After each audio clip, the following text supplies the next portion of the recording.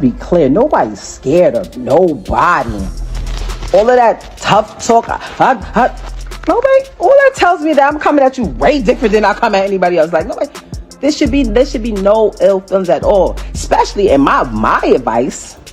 My advice was like, hey, if you move on with somebody and that person wants to be with you and y'all planning a family together and all that, you can't come and talk crazy to me. How? Your future kid possibly is going to be related to my kid. What you doing? Stop.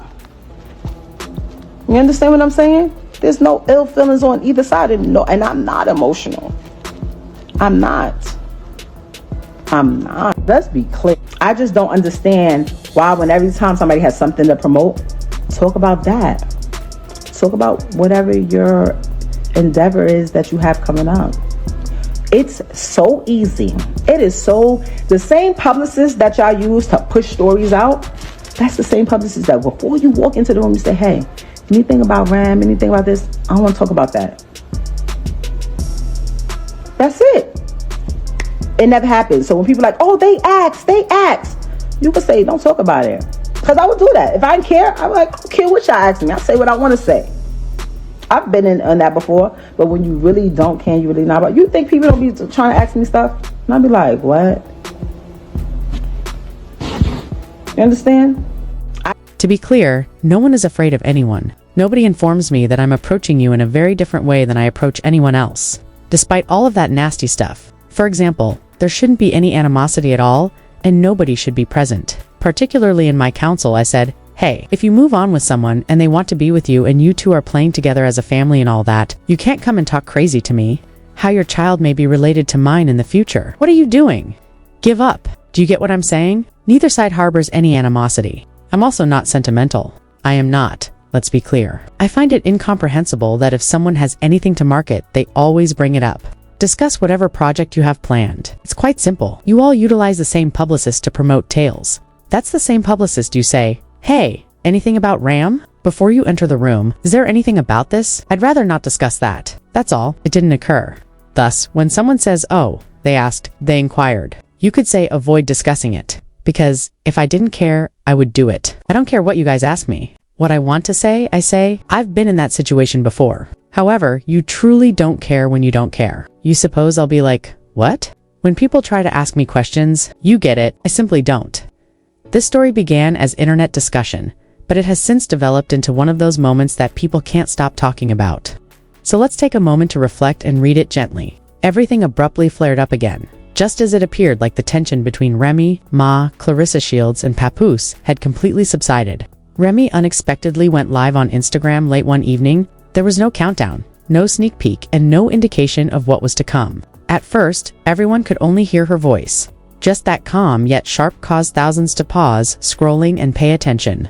Remy expressed her dissatisfaction with the narrative's portrayal of her as the antagonist and Claressa as the victim. She clarified that although she had been silent for weeks, she now wanted to reveal what she believed to be the whole truth. The comments flooded the screen with shock, encouragement, and incredulity as more people joined. Remy asserted that Claressa's relationship with Papoose was dishonest. She claimed that Claressa had been conversing with another man concurrently. Not just anybody, but a member of Papoose's social circle. The internet went crazy over that one fact alone. Suddenly, those who had felt terrible for Claressa began posing fresh queries. They sought to ascertain whether the narrative they had come to accept was merely a portion of a much larger picture. Then, Remy presented what she referred to as evidence. She sent texts, screenshots, and even a brief audio snippet. The speaker in the recording sounded assured and informal, as if they weren't concerned about who could hear them later.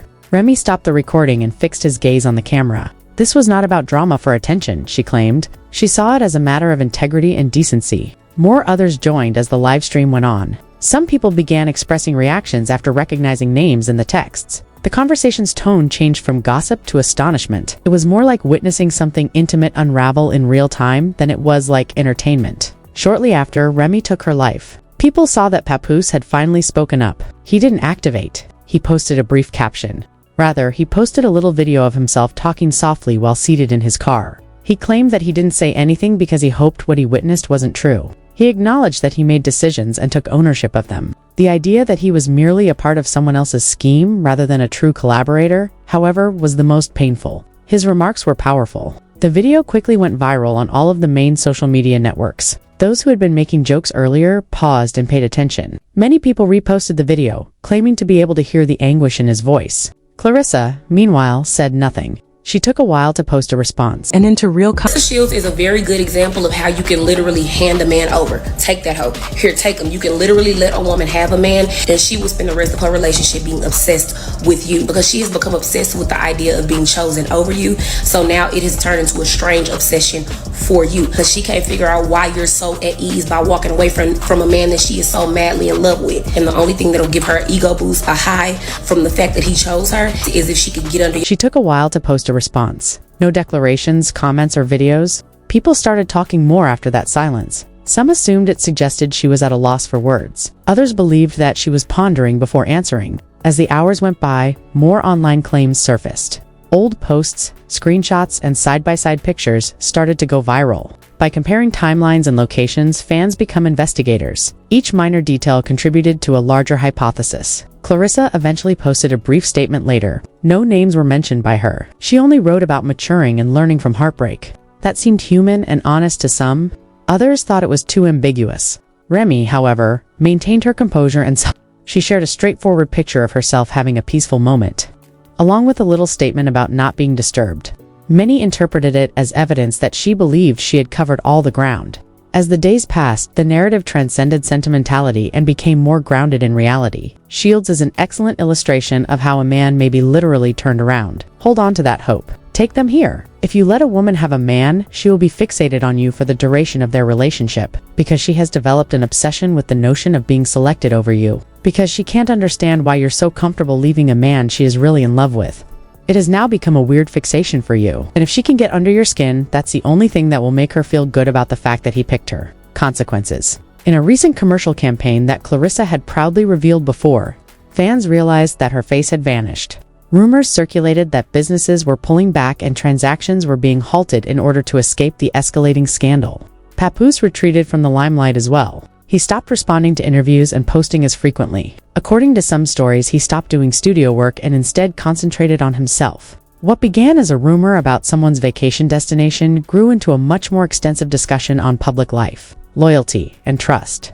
People started sharing their personal experiences on the internet, discussing how difficult it is to recover when your suffering is visible to millions of strangers. The narrative is now about more than simply 3 well-known names. For many onlookers, it has turned into a lesson. For some, it serves as a lesson to exercise caution when forming relationships in the spotlight. Others interpret it as evidence that someone can be both elevated and demolished by the internet in the same week. Nobody can predict what will occur next.